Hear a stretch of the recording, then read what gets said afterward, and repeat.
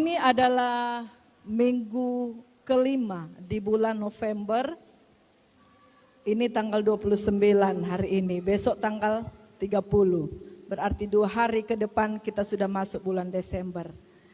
Haleluya. Mari Bapak Ibu Saudaraku, saya mengajak kita untuk membuka Alkitab di dalam 2 Raja-Raja pasal yang ke-6. Ayat 1 sampai ayat yang ke-7.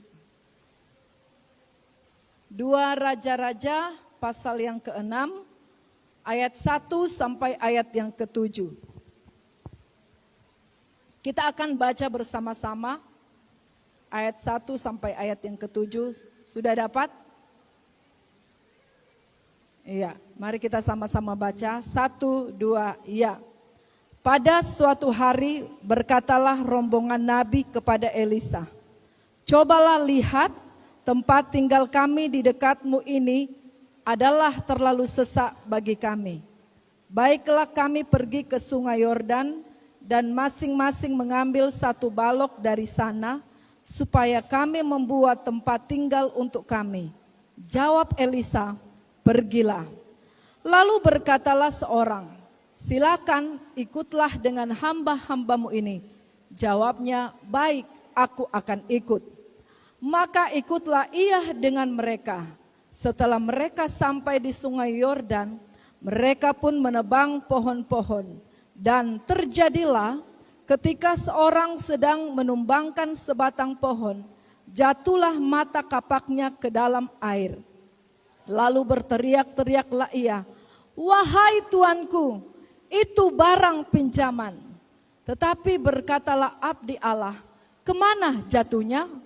Lalu orang itu menunjukkan tempat itu kepadanya.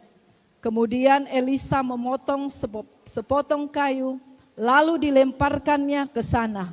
Maka timbullah mata kapak itu dibuatnya. Lalu katanya, "Ambillah."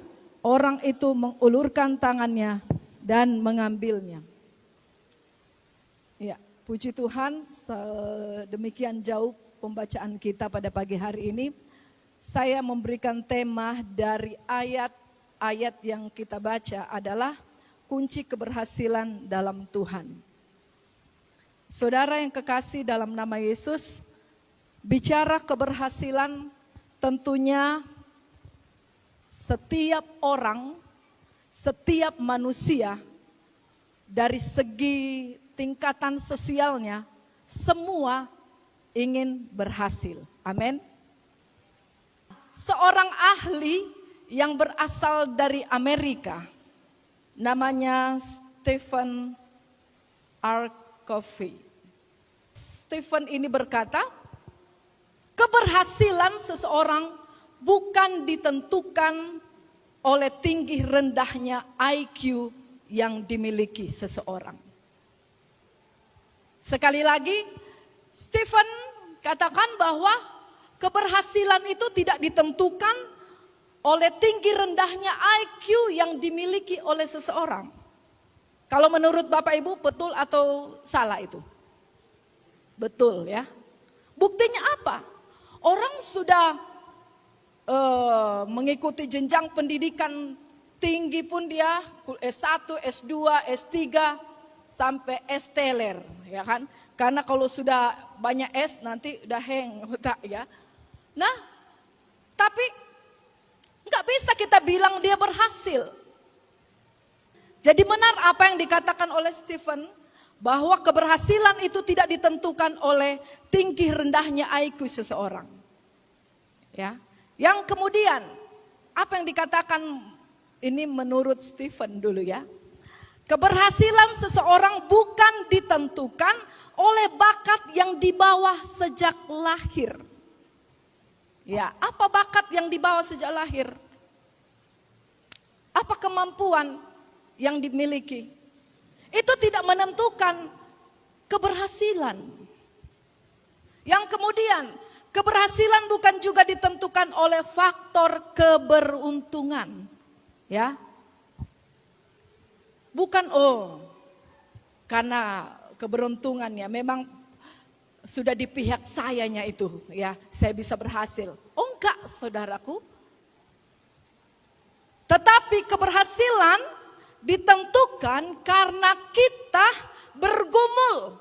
Untuk apa? Untuk mengubah kebiasaan atau karakter kita. Amin. Jadi keberhasilan ditentukan karena kita bergumul untuk apa? Untuk mengubah kebiasaan dan atau karakter kita. Ini dia. Berarti garis bawahinya adalah kebiasaan atau karakter itulah yang membawa kepada keberhasilan. Walaupun dia pintar, walaupun dia kaya, tapi dia tidak berkarakter, itu tidak bisa dikatakan berhasil. Walaupun dia punya popularitas, punya nama baik, punya jabatan yang baik, disegani orang, tapi kalau dia tidak punya kebiasaan atau karakter yang baik, maka dia tidak bisa disebut orang yang berhasil. Nah, saudara yang kekasih, karakter membentuk fondasi bagi hidup kita. Haleluya. Karakter itu adalah membentuk fondasi. Tahu fondasi? Tahu Bapak Ibu? Membangun rumah perlu apa? Fondasi yang kuat. Kalau kita membangun rumah atau membangun gedung tidak punya fondasi yang kuat, tidak berapa lama datang nanti angin puting beliung, datang nanti angin bahorok, sudah tumbang, ya. Sama, kalau seseorang itu fondasinya tidak didasari dengan karakter yang benar, maka hidupnya itu tidak akan benar. Hidup yang dia jalani itu tidak akan benar, selalu salah. Nah, Bapak Ibu Saudara, kebiasaan kita, kebiasaan saudara sangat menentukan karakter. Jadi antara kebiasaan dan karakter itu tidak bisa dipisahkan. Amin. Dan karakter Anda atau karakter saudara yang mendefinisikan seperti apakah hidup kita. Saya kasih contoh seperti ini Bapak Ibu. Kalau kita punya kebiasaan malas, ya, kebiasaan malas, maka kebiasaan itulah yang akan menguasai kita. Sehingga kita selalu kalau seorang ibu, seorang ayah menyuruh anaknya, ada aja alasan untuk tidak melakukan. Ada banyak alasan yang dia bilang, ya, oh bangun pagi, beginilah, begitulah, aduh nggak enak badan lah, meriang-meriang. Padahal memang malas. Cuci piring, bersihkan rumah dan sebagainya. Sampai istilah kata, seorang ibu baru 10 kata, anaknya udah 100 kata. Mengerti Bapak Ibu ya? Ibu bapaknya baru 10 kata, dia udah 100 kata. 100 kata menjawab setiap apa yang dikatakan orang tuanya. Itu kebiasaannya sebenarnya adalah malas. Sehingga banyak alasan, tidak mau, tidak bisa begitu dan tidak bisa begini. Nah saudara, ada 3 hal, saya tidak lama di sana, ada 3 hal yang perlu kita lakukan supaya kita dapat berhasil. Menurut 2 Raja-Raja 6 ayat 1 sampai ayat yang ke-7. Mungkin banyak ya, banyak kriteria-kriteria yang pernah kita dengar. Keberhasilan itu bisa terjadi ketika kita melakukan 6 hal ya gitu ya. Menurut Matius 6 mungkin ayat 1 sampai berapa itu? 34. Banyak versi. Tapi hari ini firman Tuhan saya bagikan. Ada 3 hal yang perlu kita lakukan supaya kita dapat berhasil menurut 2 Raja-Raja 1 ayat yang ke-7. Yang pertama, supaya kita berhasil. Berhasil ini dalam segi kehidupan kita. Bukan hanya kehidupan jasmani. tapi dalam kehidupan rohani. Dan saya percaya ketika kita berhasil dalam Tuhan, maka otomatis kita berhasil di dalam kehidupan jasmani kita. Amin. Itu tidak bisa dipisahkan Bapak Ibu Saudara ya. Yang pertama apa yang perlu kita lakukan? Bersedia untuk berubah. Sama-sama sebutkan. Lebih semangat lagi. Bersedia untuk berubah. Yang membuat kita berhasil adalah bersedia untuk berubah. Saya baca ayat 1 dan ayat 3 sampai ayat 3 pada pasal ini. Pada suatu hari berkatalah rombongan Nabi kepada Elisa, cobalah lihat tempat tinggal kami di dekatmu ini adalah terlalu sesak bagi kami. Baiklah kami pergi ke sungai Yordan dan masing-masing mengambil satu balok dari sana supaya kami membuat tempat tinggal untuk kami. Haleluya. Ini ada satu perubahan. Sekitar 50 orang nabi nggak mungkin bisa tinggal di suatu tempat yang kecil. Sehingga dia katakan, coba lihat. Tempat tinggal kami di dekatmu ini adalah terlalu kecil, terlalu sesak bagi kami. Alias tidak muat. Sehingga dikatakan, baiklah kami pergi ke sungai Yordan dan masing-masing mengambil satu balok dari sana. Supaya kami membuat tempat tinggal untuk kami yang lebih besar. Saudara, kalau saudara sudah berkeluarga banyak, apakah saudara nyaman dengan tempat yang kecil? Ini bisa dijawab, bisa juga tidak ya dijawab dalam hati. Tapi siapa yang berkeluarga besar, ya kalau kita tinggal di satu ruangan, di situ tempat tidur, di situ tempat masak, biasa.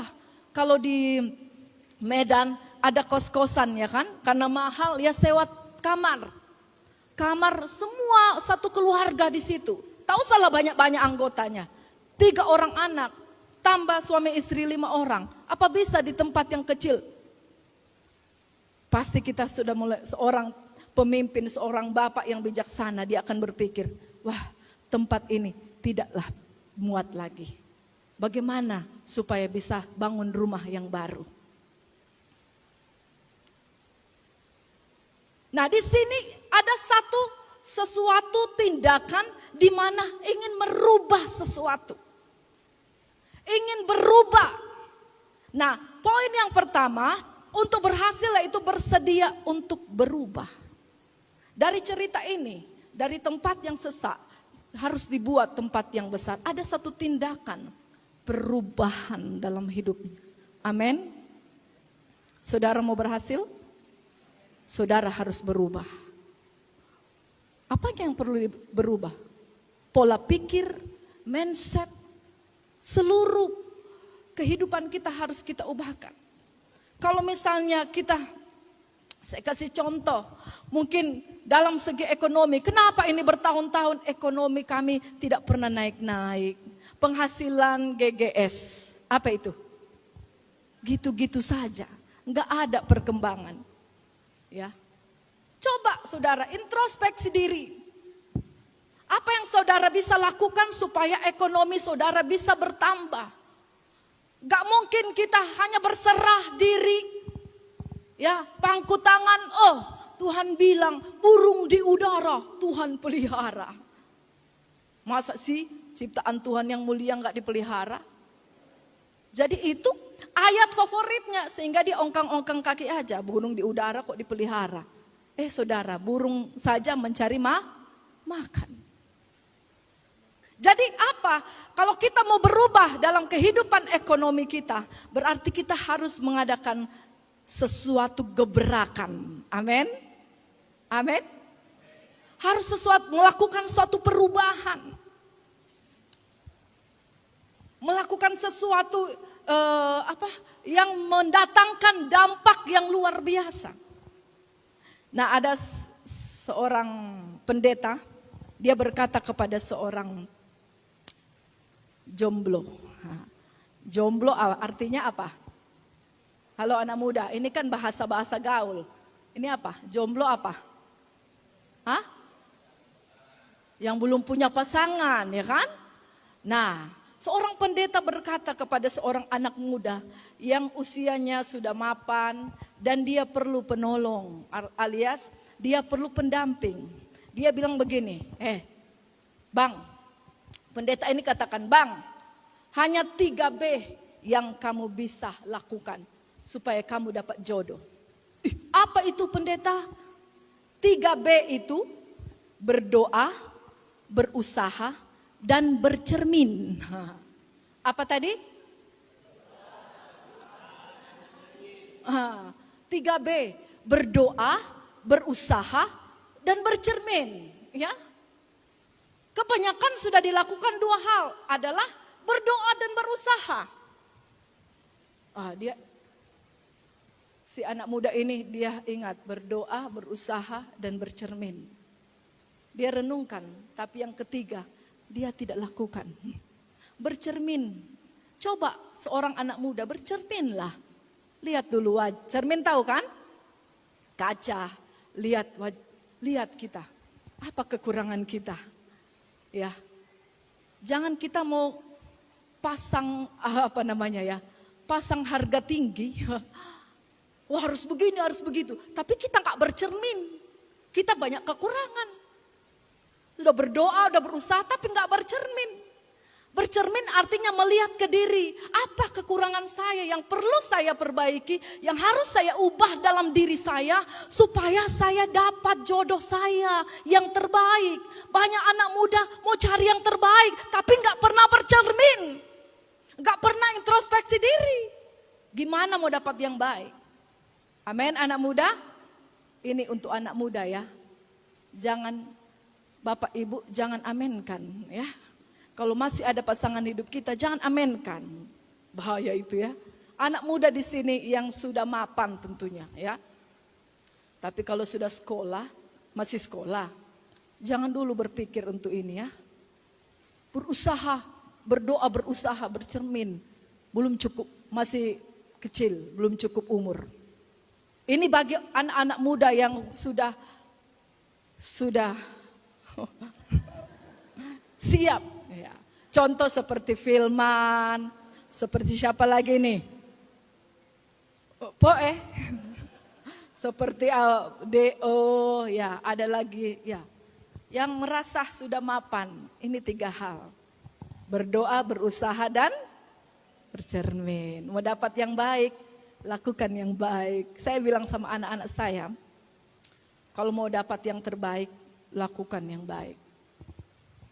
Tapi intinya sama anak saya bilang, tapi ingat ya nak, itu hanya nasihat. Tapi saya bilang sama anak saya, harus sekolah dulu, panjang sekali perjalananmu.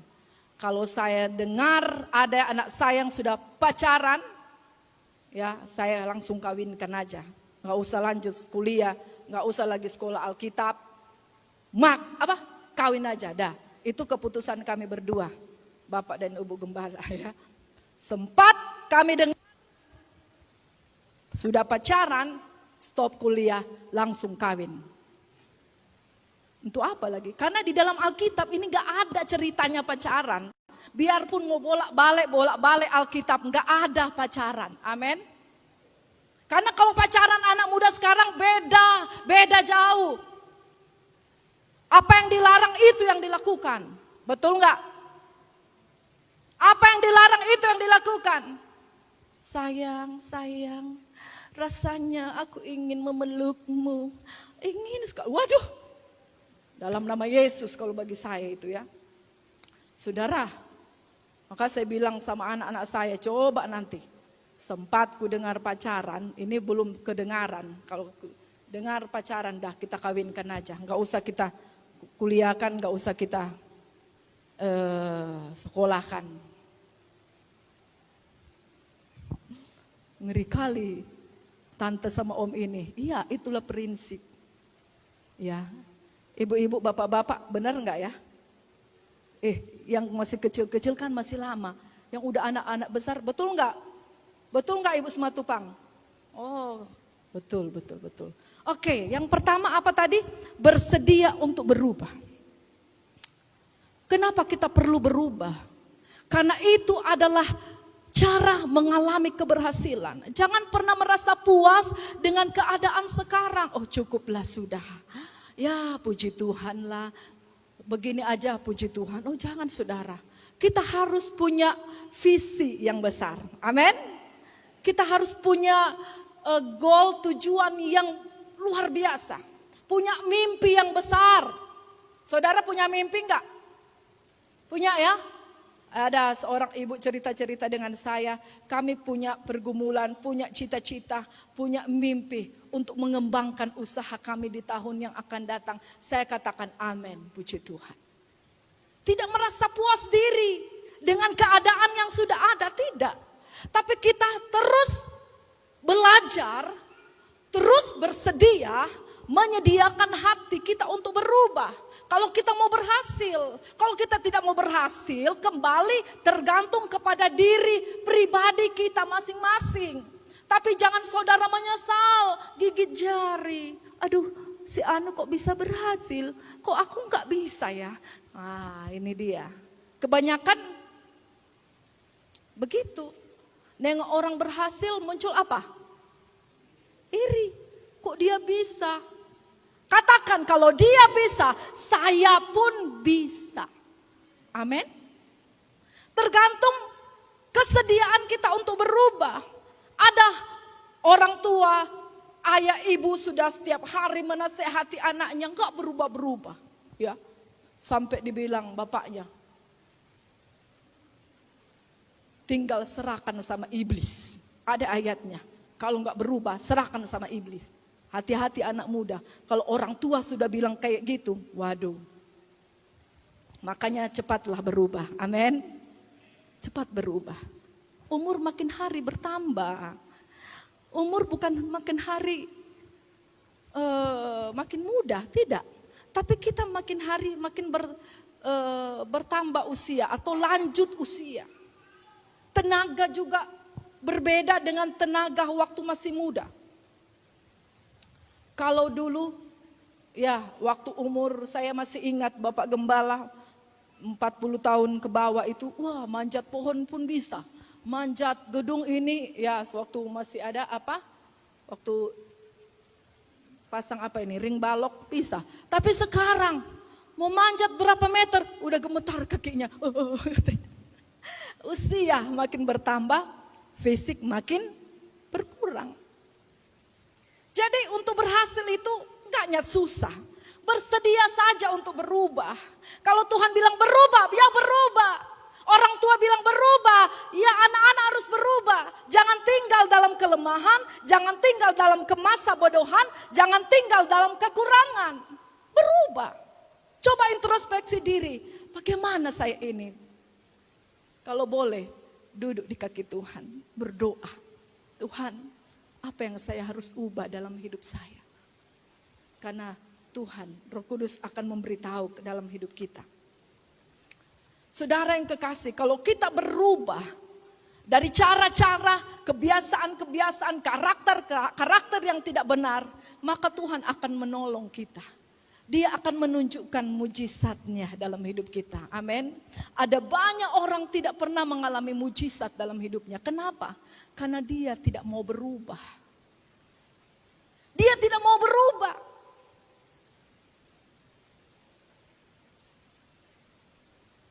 Saudara mau berubah? Saudara mau diberkati Tuhan? Puji Tuhan. Coba kita lihat di dalam 2 Korintus 5 ayat 7. Coba saya katakan tadi, ketika kita mau bersedia untuk berubah, maka kita akan melihat perkara yang besar Tuhan nyatakan dalam hidup kita. Baca di dalam 2 Korintus 5 ayat 7. Nah, baca yuk, sama-sama kita baca. 1, 2 ya. Sebab hidup kami ini adalah hidup karena percaya, bukan karena melihat. Apa hubungannya dengan poin pertama ini? Di mana hubungannya adalah ketika kita mau berubah, bertindak, berubah, itu bicara percaya kita kepada Tuhan.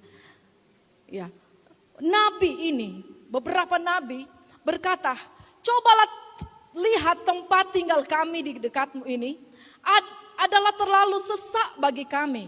Baiklah kami pergi ke sungai Yordan dan masing-masing mengambil satu balok dari sana supaya kami membuat tempat tinggal untuk kami.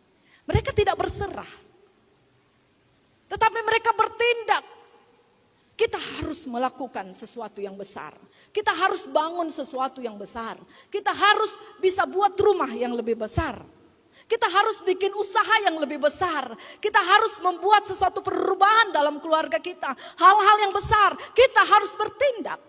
Maka dikatakan, hidup kami ini adalah hidup karena percaya, bukan karena melihat. Amin. Ada banyak orang tidak melihat mujizat Allah, tidak menikmati mujizat Allah karena nggak beriman, nggak percaya. Dia hanya tahu bahwa harus ada dulu, baru dia harus ada di depan dia, baru dia percaya.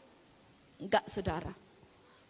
Saya baru-baru ini mengalami hal itu, ya, saudara. Memang kami hamba Tuhan ini hidup karena percaya, tidak pernah melihat, ya. Beberapa ini saya kasih kesaksian. Mungkin bagi saudara itu hal yang kecil, biasanya itu, karena mungkin saudara mampu. Tapi bagi kami sebagai hamba Tuhan, ya ini pergumulan. Tetapi saya selalu berpikir positif dalam hal ini, sehingga saya menghadapi itu, saya menghadapi dengan iman, percaya. Jadi ceritanya begini, saudaraku, anak saya salah satu anak saya dia harus bayar uang, ditetapkan tanggal 21 November. Terakhir bayar uang kuliah cicilan pertama. Kalau di swasta itu enggak murah ya, mahal. Jadi, baru dikasih tahu sama saya, besok harus diberi. Hari ini uang belum cukup. Separuh pun belum ada di tangan. Tetapi saudara yang kekasih, saya berdoa dan beriman percaya kepada Tuhan. Tapi sambil saya meng-SMS admin, saya bilang begini, boleh enggak saya bayar, saya tentukan tanggalnya, saya boleh bayar tanggal sekian. Ya, saya cuma bilang itu saja. Kemudian dibilang dari sana, boleh Bu. Wah, jadi saya menghadapi itu, saya kenapa? Besok sudah mau bayar, dari mana lah uang? Saya enggak gitu Bapak Ibu. Saya belajar hidup karena percaya. Tidak melihat uang sudah ada di tangan, uang sudah ada di depan mata, baru saya percaya, tidak. Saya lewati saja. Akhirnya Bapak Ibu Saudara, karena saya berkata seperti itu kepada admin yang ada di kampus itu, dan mereka katakan kami sudah berembuk dan kami mengizinkan. Wah, luar biasa. Padahal yang lain-lain sudah bayar, tinggal anak saya. Memang karena dia tiba-tiba, biasalah ya, anak-anak suka tiba-tiba dipikirnya mamanya di sebelah sini ada duitnya, sentong sebelah sini ada, terus di celengan ada, di mana-mana ada, di bawah tanah, di bawah kasur ada. Anak-anak kan biasa gitu ya. Tapi saya percaya ini Tuhan izinkan bagi kami, ya, melihat kuasa Tuhan. Jadi saya dengan uang ini yang ada di tangan, saya bilang, anak saya, "Ma, bagaimana ini?" "Tenang kau. Yang kau lakukan hanya berdoa." Saya bilang begitu. Pasti saudara, anak-anak saya cuma bilang gitu, berdoa. Masuk ke kamar, saya tidak tahu apakah mereka berdoa. Yang penting saya cuma bilang berdoa saja. Itu aja aku bilang. Dan benar itu yang saya katakan tadi, anak saya dikatakan bisa. Dan pada hari yang saya katakan itu juga ada uangnya. Luar biasa Tuhan itu. Dia cukupkan. Padahal hari itu anak saya ulang tahun. Anak yang kecil ulang tahun di tanggal 23. Ya, di 23 itu ulang tahun. Jadi sudah sempat bapaknya ngundang. Waduh, kalau ngundang berarti ada pengeluaran. Tapi saya enjoy saja, enggak apa-apa. Tuhan pasti sediakan. Saya percaya. Amin. Kalau kita mau berubah, hidup kita mau berubah, maka kita akan melihat mujizat Tuhan. Amin. Yang kedua, yang pertama tadi bersedia untuk apa? berubah. Yang kedua, bersedia untuk menghadapi kesulitan. Bersedia itu bicara hati kita, sikap hati kita ini untuk bagaimana kita menghadapi kesulitan. Coba kita lihat di ayat yang keempat, masih pasal yang sama sampai ayat yang kelima.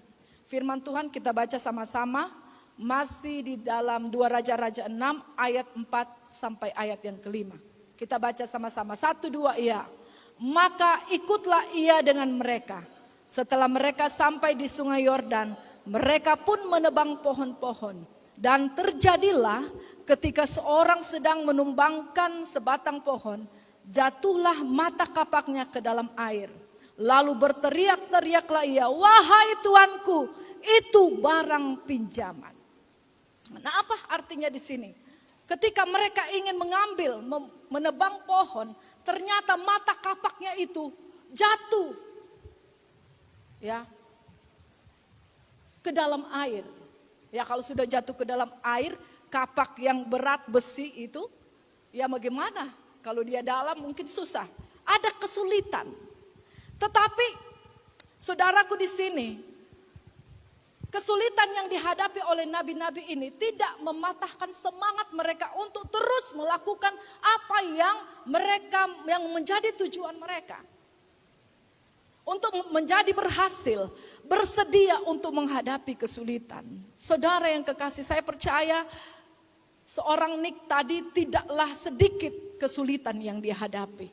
Untuk menjadi orang yang berhasil dalam Tuhan, tidak sedikit kesulitan, tetapi masalahnya di sini dia itu seorang pribadi yang mau dan bersedia untuk menghadapi kesulitan. Kesulitan itu tidak akan pernah berkurang dalam hidup kita. Katakan amin. Selesai satu, datang lagi satu. Selesai satu, datang lagi dua. Namanya kita masih di dunia. Kalau saudara tidak mau menghadapi kesulitan, ya sudah. Tuhan, angkatlah nyawaku, ya kan? Tapi ingat, sesudah kematian ada penghakiman. Haleluya. Makanya saudara, orang yang tidak siap menghadapi kesulitan, perhatikan, orang yang tidak siap menghadapi kesulitan adalah orang yang tidak siap pada perubahan. Ingat, poin yang pertama, bersedia untuk berubah. Tapi kalau kita tidak siap menghadapi kesulitan, poin yang kedua ini, maka kita adalah orang yang tidak siap mengalami perubahan. Kesulitan banyak ya. Banyak enggak Bapak Ibu? Apa kesulitan Bapak Ibu? Hari-hari ini dengan adanya COVID-19 banyak sekali kesulitan ya. Banyak sekali kesulitan yang kita hadapi. Tetapi kita harus bersedia untuk menghadapi kesulitan itu. Itu belum seberapa Bapak Ibu Saudara. Belum seberapa. Belum ada pedang nancap di leher kita. Belum tergenapi secupak gandum sedinar harganya. Itu belum kita lewati itu. Belum datang itu Bapak Ibu Saudara. Tapi kalau kesulitan yang kita hadapi hari-hari ini, pasti bicara tentang kesulitan ekonomi, kesulitan pekerjaan, sulit cari jodoh yang sudah mapan ya, tanda kutip. Apalagi sulit untuk mendidik anak. Nah, ini lebih parah. Hari-hari ini firman Tuhan katakan kasih semakin menjadi tawar. Ya. Sulit untuk mendidik anak hari-hari ini. Betul enggak Bapak Ibu? Kenapa? Ini elektronik atau anak kita sekarang ini sudah ada di zaman global, ya. Digital. IT, ilmu dan teknologi. Sehingga anak-anak sekarang sudah dikendalikan dengan handphone. Sampai satu kali anak saya yang paling kecil bilang begini. Dia pagi-pagi ini masih tidur ya. Dia agak telat bangun. Tapi tiba-tiba dia berdiri dari tempat tidurnya, dibangunkan oleh seekor burung. Burung ini di kaca jendela ngetuk-ngetuk sambil bersiul-siul gitu. Bersiul dia. Kemudian dia bangkit, hush, hush, hush, katanya sama burung tadi. Hush, hush. Saya bilang, kenapa dia usir-usir burung? Mak, dengar mak. Saya pernah lihat di TikTok, kalau ada burung ketuk-ketuk jendela kamar kita, berarti sebentar lagi ada yang mau meninggal, katanya gitu. Ya, tahu dari mana adek? Di TikTok lah mak. TikTok lagi. TikTok ngajari dia. Kalau yang bagus nggak apa-apa kan? Tapi kalau ada hal-hal yang nggak bagus, itu akan mendatangkan efek dampak yang nggak bagus bagi anak-anak kita. Amin. Sampai saya bilang gini, aduh, dari mana kau tahu itu? Kalau ada burung ketuk-ketuk jendela sambil bersiul ada yang meninggal. Betul pula. 2 jam berikut ada yang meninggal. Jadi saya bilang gini, waduh, gimana ini? Ya, mungkin kebetulan kali ya, kebetulan. Tapi intinya anak-anak muda ya sekarang ini sampai anak-anak dikuasai oleh handphone. Sampai lupa belajar. Ini dia, lupa belajar. Apalagi kalau sekolah negeri, ada sekolah negeri yang daring gitu. Tapi dia dituntun mulai Zoom meeting, ya kan? Google meeting. Tapi ada sekolah yang sama sekali tidak bersentuhan. Anak-anak tidak bersentuhan dengan gurunya. Hanya ambil kertas dari sekolah dikerjakan di rumah. Habis itu minggu depannya lagi serahkan. Nggak tahu yang ngerjain itu siapa. Entah mamanya ya kan. Kakaknya nggak jelas. Sampai saya bilang, nggak tahu lah ini ya, mau ujian ini tak kayak mana ini. Mau ujian, panggil dulu lah mamaku ya. Panggil dulu lah bapakku mengerjakannya. Karena guru tidak tahu, dia kerjakan itu, dia sendiri kerjakan atau orang tuanya. Nah, Bapak Ibu Saudara yang kekasih, kita harus bersedia untuk menghadapi kesulitan hari-hari ini. Amin. Bahkan kesulitan-kesulitan yang akan datang dan akan kita hadapi, kita harus bersedia untuk menghadapi. Kita gak bisa menghindar dari kesulitan, Ibu Bapak. Gak bisa kita menghindar, saya gak bisa, gak tahan, gak kuat. Kalau kita gak kuat, kita lemah, maka kita akan dihimpit, ditekan dengan masalah kesulitan itu. Kita harus bangkit. Saya pernah sampaikan firman Tuhan dan saya kasih cerita tentang pohon zaitun. Pohon zaitun itu, ya, waktu ditaruh bijinya, dia harus ditekan dengan batu. Ditekan dengan batu. Ya, kalau kita mungkin tumbuhan yang lain normalnya, ya jangan, itu mungkin pemikiran kita nggak bagus untuk perkembangan pohon atau bunga. Tapi ini pohon zaitun ini, ya, dia harus ditekan dengan batu yang berat sehingga karena tekanan itu dia akan memunculkan daun-daunnya, batangnya, dia muncul, dia berusaha. Begitulah kehidupan kita, amin. Walaupun kita sulit menghadapi hari-hari ini, sulit dalam segala hal, tapi kita harus maju, kita harus bangkit, kita harus bergerak, tidak boleh kita berdiam diri, amin. Haleluya. Kesulitan merupakan anak tangga menuju kemajuan, katakan amin. Banyak orang-orang yang berhasil, tapi dimulai dari kesulitan. Mungkin di sini pernah cerita kesaksian bagaimana, ya aku ingatlah dulu ya, Bapak Hans, Mama Hans dulu waktu datang ke gereja, pertama-tama jumpai saya ya, sambil nangis. Nangis, kemudian curhat-curhat. Mereka datang bawa apa? Bawa sepeda, bawa becak barang ya Bu ya. Bawa becak barang. Karena pekerjaan waktu itu Bapak Hans itu ya, bunga, papan bunga, bikin papan bunga. Saya ingat itu. Kemudian saya lihat bahwa banyak sekali kesulitan yang mereka hadapi. Tapi karena mereka bertahan, bersedia untuk menghadapi. Ini kata bersedia ini yang perlu. Bersedia, jangan menyerah, jangan lari. Jangan menghindar, bersedia untuk apa? Untuk menghadapi kesulitan. kita tidak tahu apakah kita sanggup atau tidak, tapi kita harus bersedia maju. Amin. Ada banyak orang, kita belum tahu kesulitan apa yang sedang dihadapi di depan, tapi sudah menyerah duluan. Udah ciut, ya.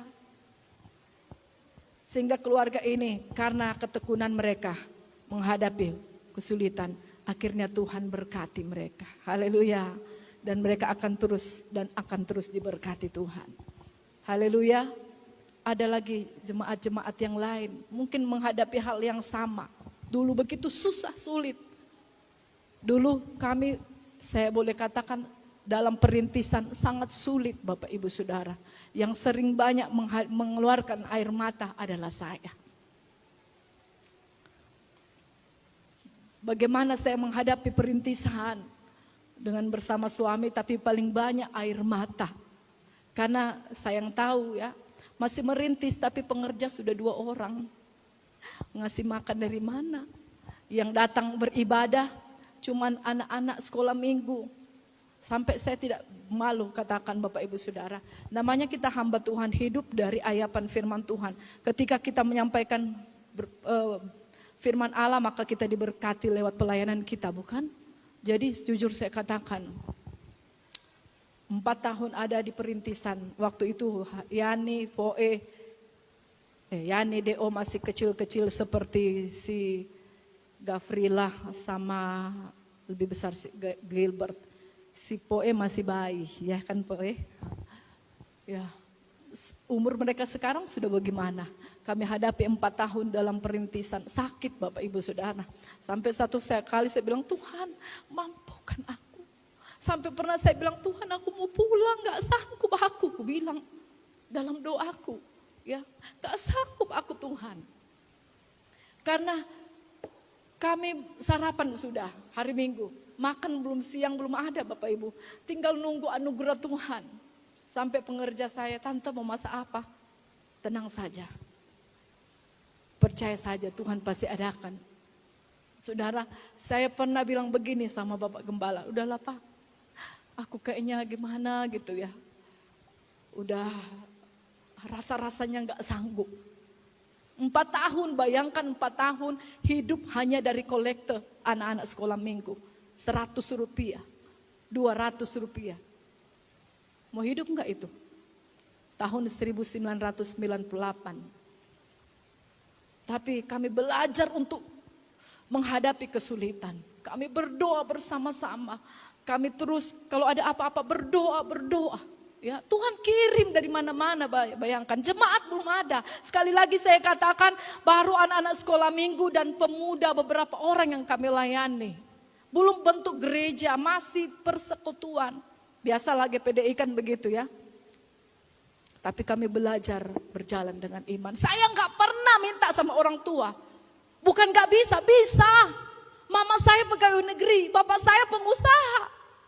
Bisa gak bisa. Tapi saya bilang, Tuhan, aku gak mau berserah kepada manusia. Saya mau mengandalkan Engkau Tuhan. Saya malu seandainya saya minta sama orang tua saya. Pertama yang akan komplain adalah bapak saya. Siapa suruh kamu jadi hamba Tuhan? Pernah dulu dia bilang, ngapain jauh-jauh ke Sumatera Utara? Itu ada itu hamba Tuhan yang mau sama kamu.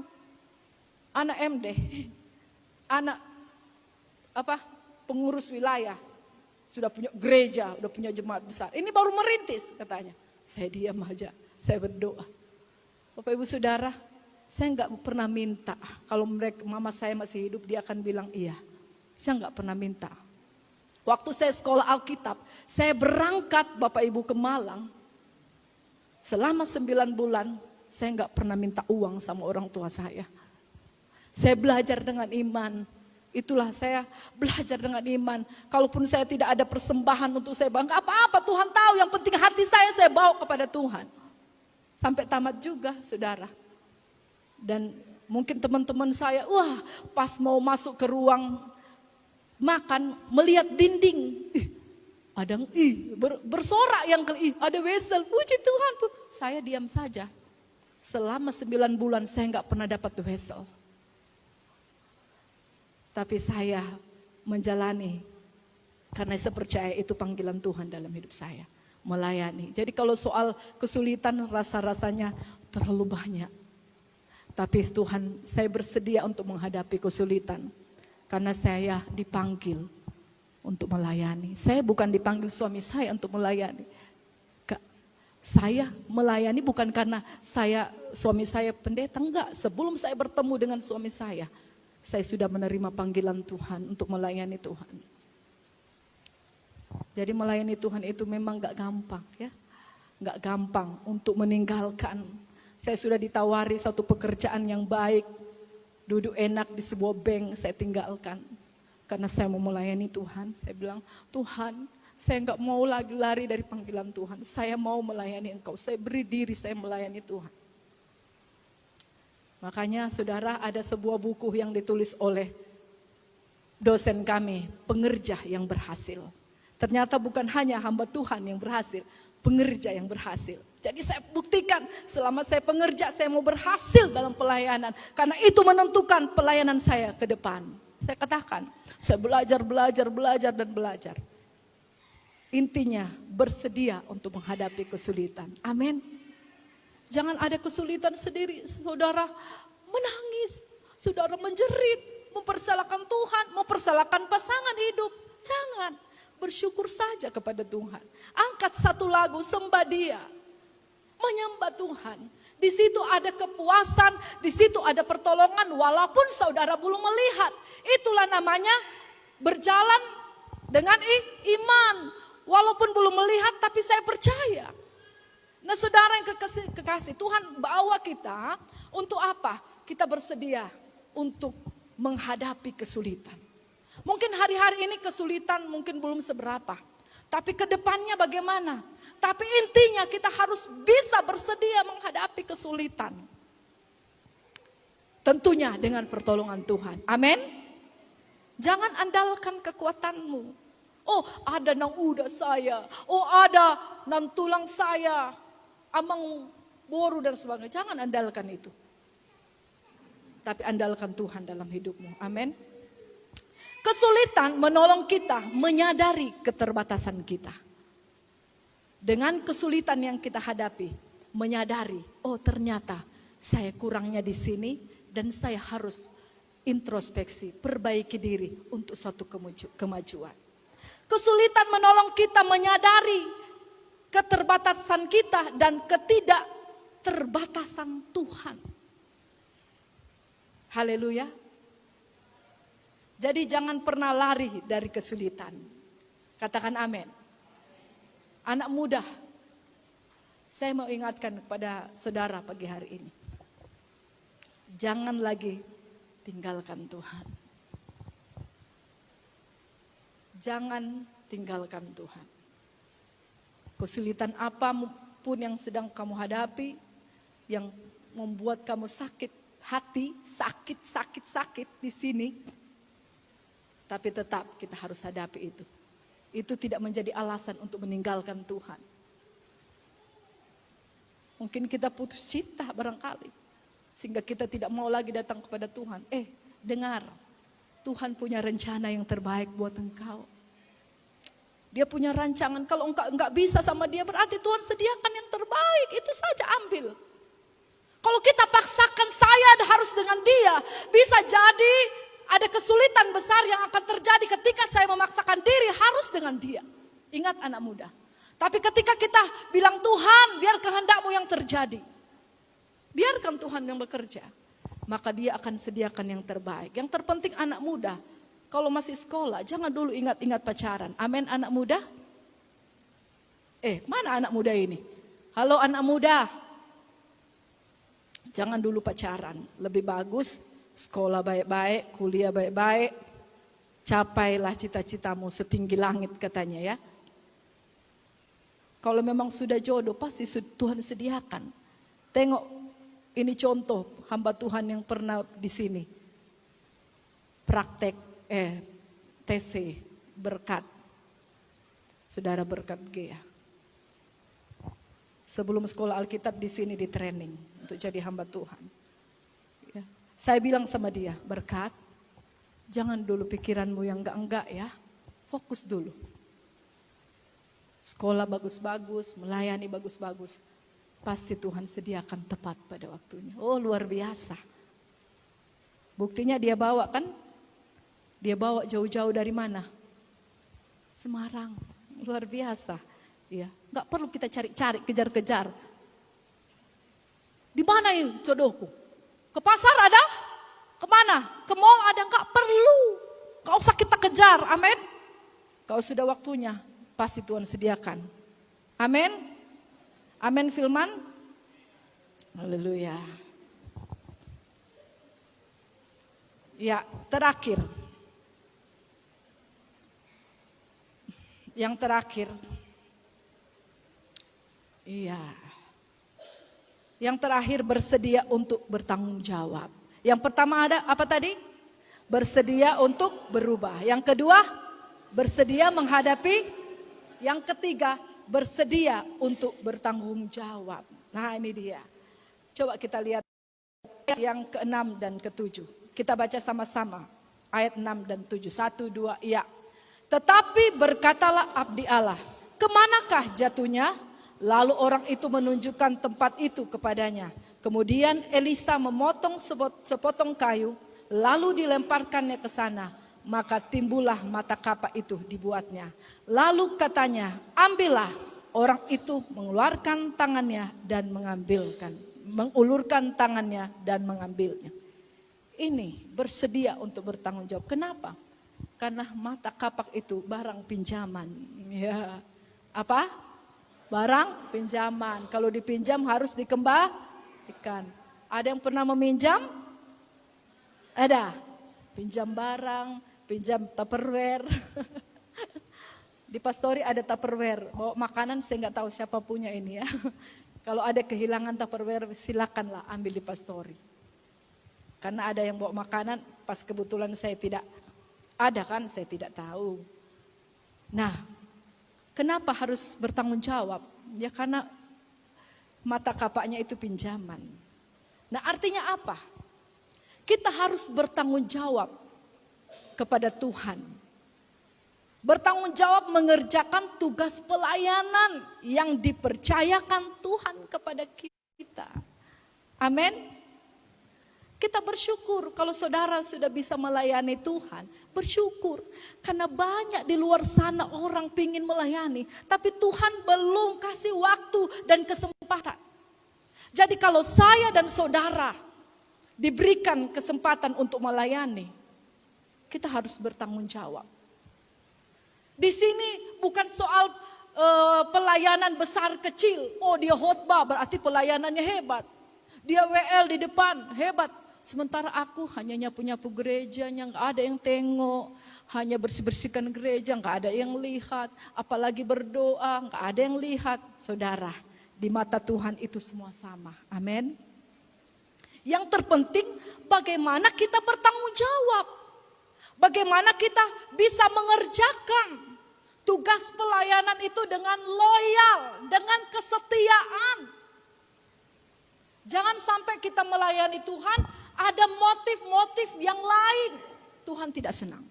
Katakan Tuhan tidak senang. Apa motivasi kita melayani Tuhan? Motivasi kita melayani Tuhan adalah untuk menyenangkan hati Tuhan. Karena Tuhan sudah terlebih dahulu melayani kita. Melalui apa? Melalui pengorbanannya di kayu salib. Dia rela melayani. Dia turun dari surga. Datang ke dunia untuk melayani kita. Supaya apa? Kita yang sesat. Kita yang tersesat. Kita diampuni dan dibawa kepada Tuhan. Haleluya. Kita harus bersedia untuk bertanggung jawab. Kalau saudara sudah dipercayakan Tuhan melayani, lakukan itu dengan setia. Saudara dipercayakan menjadi seorang bapak dalam rumah tangga, lakukanlah tugasmu sebagai seorang imam dalam keluarga. Itu bukanlah hal yang gampang menjadi imam. Saudara sama dengan gembala, memimpin anak-anak. Harus saudara bertanggung jawab. Tuhan kasih 5 orang anak. Kita harus bertanggung jawab kepada Tuhan. Amin. Saudara, Mungkin saudara sebagai apapun yang dipercayakan Tuhan dalam pelayanan, yang terpenting kita harus bertanggung jawab. Bertanggung jawab itu apa? Mempertanggungjawabkan. Karena satu kali kita akan ditanya oleh Tuhan, apa yang sudah kau kerjakan? Bagaimana dengan si Anu? Bagaimana dengan si Anu? Apakah dia sudah datang kepada Tuhan? Apakah keluargamu sudah datang kepada Tuhan atau belum? Bersedia untuk bertanggung jawab. Amin. Ketika kita mengambil tanggung jawab lebih, maka Tuhan akan mengadakan mujizat. Katakan amin. Amin. Ada satu kesaksian, memang bapak ini, suami istri ini sudah pernah, kalau tidak salah berapa tahun lalu bersaksi di sini. 30 menit meninggal. Dan dalam 30 menit itu dia dibawa melihat surga dan melihat neraka. Kalau saudara ingin lagi, coba buka Facebook saya, di situ saya sudah share. Yang saya lihat di situ, Bapak Ibu Saudara, ketika suami istri, bapak ini ada di Penang waktu itu, sedang berobat karena memang sudah parah, parunya sudah robek, dan dikatakan dia kalau hidup pun akan lumpuh, akan terganggu otaknya, ya. Tapi yang saya tertarik di sini adalah ketika suaminya ada di ruang ICU, ibu ini tidak tinggal diam. Perhatikan Bapak Ibu, dia tidak tinggal diam. Karena apa? Dia ada di rumah sakit, dia datangi orang lain, bersaksi, menguatkan dan berdoa. Dia datangin orang lain yang sakit, dia doakan, dia lawat, ya, dia beritakan firman sehingga sembuh. Dia sibuk melayani Tuhan. Sementara suaminya lagi sekarat. Haleluya. Ternyata melayani Tuhan itu sangat berdampak dalam hidup keluarga kita. Ketika kita sibuk melayani Tuhan, maka Tuhan akan sibuk memperhatikan keluarga kita. Amin. Amin. Ibu ini dia sibuk. Sampai suatu ketika dia sedang berdoa, dia berkata-kata dengan profetik. Dan waktu dia kembali ke ruang ICU, dia lihat, loh, kenapa ini ruang ICU sudah gelap? Berarti apakah suamiku sudah meninggal? Ternyata suaminya minta selang-selangnya itu dicopot. Ada berapa minggu, 5 minggu kalau tidak salah dia di ICU, tidak berdaya apa-apa. Tapi waktu istrinya sedang berdoa, ada urapan Tuhan berikan. Dan sehingga bapak ini dia minta cabut semua. Kabel-kabel cabut. Dan dia sudah bisa berdiri. Haleluya. Intinya saya lihat apa? Ketika ibu ini sibuk mendoakan orang lain, maka Tuhan sibuk untuk memperbaiki suaminya. Sibuk untuk memulihkan. Sibuk untuk menyembuhkan suaminya. Amin. Amin. Sebab itu, mari kita bersedia untuk bertanggung jawab kepada Tuhan. Kalau mau lihat masa depanmu bagus ke depan, layani Tuhan dengan sungguh-sungguh, tanpa motivasi yang beda-beda. Tanya Tuhan, apa kira-kira yang bisa saya lakukan? Apa sih karunia yang Engkau berikan kepada saya? Tanya Tuhan. Ketika kita berdoa, maka Tuhan kasih tahu apa yang menjadi karunia. Kalau Tuhan sudah katakan dalam bisikan dalam hati kita, karunia apa yang Tuhan berikan dalam hidup kita, jangan pula karunia itu ditanam, ya. Cuma satu pun dikasih. Kalau 2 tadi, 1 udahlah, galilah tanah, simpan aja. Salah. Walaupun 1, kita harus kembangkan. Amin. Tidak ada yang tidak punya karunia, Bapak Ibu Saudara. Saudara pasti punya karunia. Tuhan kasih. Karena kita adalah manusia yang sempurna, ciptaan Tuhan yang mulia. Beda dari ciptaan-ciptaan yang lain. Tentunya kita diberikan yang lebih.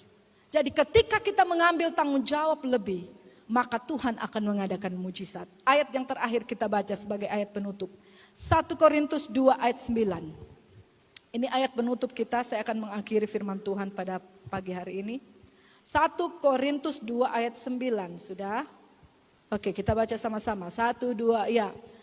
Tetapi seperti ada tertulis, apa yang tidak pernah dilihat oleh mata dan tidak pernah didengar oleh telinga dan yang tidak pernah timbul di dalam hati manusia, semua yang disediakan Allah untuk mereka yang mengasihi Dia. Katakan amin. Amin. Kalau saudara mengasihi Tuhan, bukti saudara mengasihi Tuhan ya melayani Tuhan. Maka apa yang tidak pernah dilihat oleh mata kita, apa yang tidak pernah didengar oleh telinga kita, dan yang tidak pernah timbul dari hati kita, itu yang Tuhan sediakan untuk kita. Haleluya. Tuhan itu enggak pelit. Ya, saya boleh mengalami luar biasa selama 22 tahun melayani. Tuhan itu enggak pelit. Tuhan itu baik, luar biasa. Asalkan kita benar-benar berkenan di hati Tuhan. Tak ada sesuatu pun yang tidak dikabulkan oleh Tuhan. Asalkan itu sesuai kehendak Tuhan ya. Kalau enggak sesuai kehendak Tuhan, Tuhan bilang jangan ya puji Tuhan. Berarti Tuhan sediakan yang terbaik buat kita. Amin. Haleluya. Jadi puji Tuhan, firman Tuhan pada pagi hari ini. Ada 3 hal yang perlu kita lakukan untuk berhasil di dalam Tuhan. Adalah pertama apa? Bersedia untuk berubah. Yang kedua, bersedia untuk menghadapi kesulitan. Dan yang ketiga, bersedia untuk bertanggung jawab. Puji Tuhan, kiranya firman Tuhan ini menjadi berkat bagi kita. Minta Roh Kudus untuk memampukan kita supaya kita akan tetap kuat. Kita tetap dimampukan Tuhan untuk melakukan firman-Nya.